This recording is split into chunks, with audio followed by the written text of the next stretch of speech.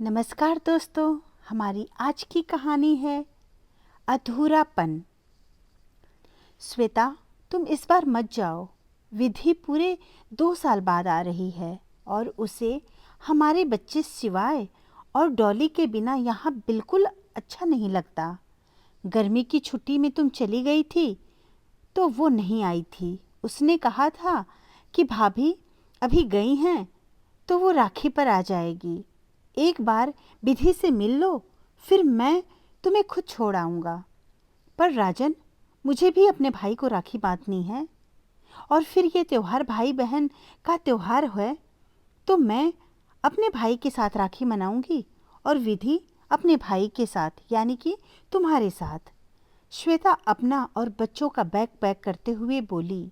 राजन की छोटी बहन विधि राखी पर अपने 1 साल के बेटे को लेकर आ रही थी। वो चाहती थी कि जब वो मायके आए तो उसके भतीजा भतीजी और भाभी सभी घर पर हों, पर श्वेता रुकने को तैयार ही नहीं थी। उसे लग रहा था कि विधि उसे मायके जाने से रोक रही है, वरना सासू माँ जी, ससुर जी और राजन के यहाँ होने पर भी वो ये क्यों बोलती कि भाभी यहीं हो तभी आऊँगी। तभी शिवाय और डॉली भी अपनी मम्मी से बोलते हैं, मम्मी हमारा भी मन नहीं है नानी के घर जाने का, बुआ से मिलते हैं ना। और इस बार तो बुआ के साथ उनका क्यूट सा बेबी भी आ रहा है। रुक जाओ ना मम्मी।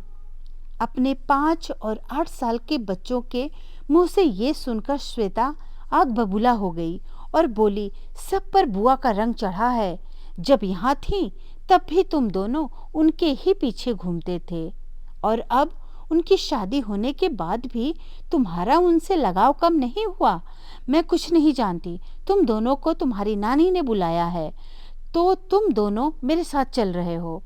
राजन की मम्मी जो ये सब बाहर से सुन रही थी, बुरा तो लगा था, लेकिन राजन को बुलाकर बोली, जाने दो बेटा, बहू का मन नहीं है रुकने का तो क्यों जबरदस्ती कर रहा है।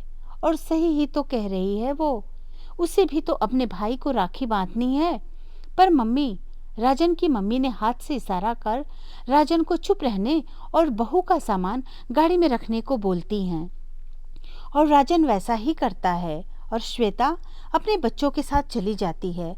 शाम को जब विधि आती है तो भाभी और बच्चों को न पाकर उदास हो जाती है, पर अपनी माँ, पापा और भाई से मिलकर खुश भी होती है। वहाँ श्वेता जब अपने मायके पहुँचती है तो उसकी मम्मी, भाई और पापा बहुत खुश होते हैं। बच्चे नानी के गले लग खूब लाड लड़ाते हैं और मामी मामी चिल्लाते हुए अंदर चले जाते हैं। श्वेता माँ के गले लग उनके हालचाल पूछती है। तब तक बच्चे आकर अपनी नानी से पूछते हैं, नानी मामी कहाँ गई, अंदर तो नहीं है और कृष भी नहीं है, कहाँ बाहर गए हैं क्या। हाँ बेटा कृष अपनी नानी के घर गया है। आज सुबह ही तुम्हारी मामी भी अपने भाई को राखी बांधने गई हैं। 1 मिनट को तो श्वेता को झटका लगा, फिर ये सोचकर कि मम्मी, भाई, पापा तो हैं, एक भाभी भतीजा नहीं तो क्या हुआ। थोड़ी देर मम्मी से बात करती रही और मम्मी को किचन में हेल्प भी की। फिर बच्चों को खाना खिलाया। बच्चे खाना खाते हुए भी मामी के हाथ का बना हुआ खाना याद कर रहे थे। बच्चों को तो उनके मामा और नानी ने प्यार से खिला दिया, पर खुद श्वेता को भाभी के बिना खाना बड़ा अजीब सा लग रहा था। भाभी होती तो हंसी मजाक करते हुए खाना बनता और खाया जाता।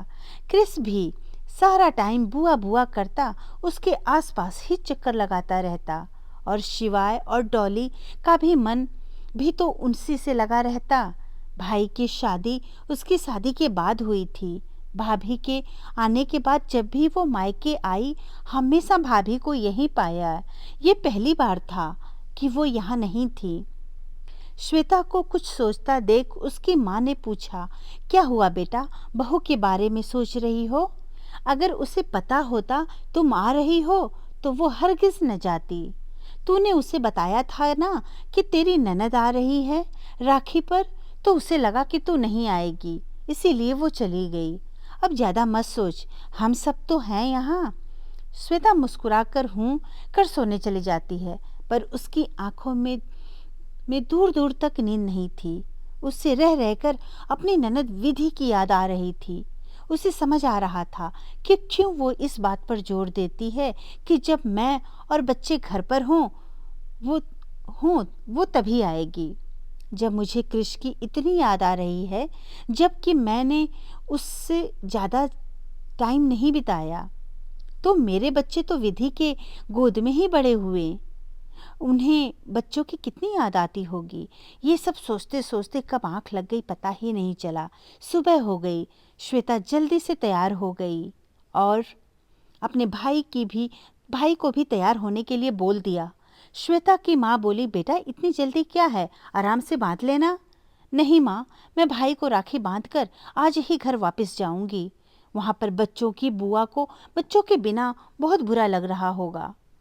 मैंने कभी इस तरह से सोचा ही नहीं था। आज जब भाभी के बिना यहाँ इतना अधूरापन महसूस किया तो विधि की हालत समझ पाई। सच कहते हैं कि माँ के बिना अगर मायका सूना है तो भाभी के बिना मायका अधूरा है। तभी बच्चे खुश होकर आते हैं। सच्ची मम्मी, हम घर चल रहे हैं बुआ के पास।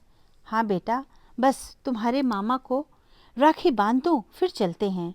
तुम लोग घर चलकर ही राखी बांधना। श्वेता की माँ श्वेता को गले लगाकर कहती हैं, मेरी प्यारी बच्ची, अपनी गलती जब समझ आए तभी सुधार लेनी चाहिए। हमेशा ऐसे ही अपने परिवार का ख्याल रखना। श्वेता अपने भाई को फटाफट राखी बांधकर अपने ससुराल के लिए निकल गई, अपनी ननद के मायके का अधूरापन दूर करने के लिए।